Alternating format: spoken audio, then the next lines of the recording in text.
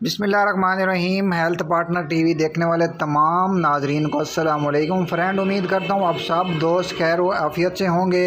अल्हम्दुलिल्लाह आपकी दुआओं से मैं भी ठीक ठाक हूँ, फिट फाट हूँ।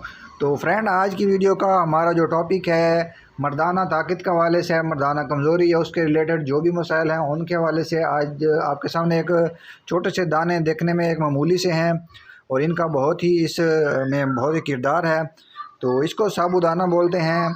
इसको अगर आप यूज़ करते हैं तो आपको मर्दाना ताकत या उसके रिलेटेड जितने भी मसाइल हैं ये आपके हल करता है।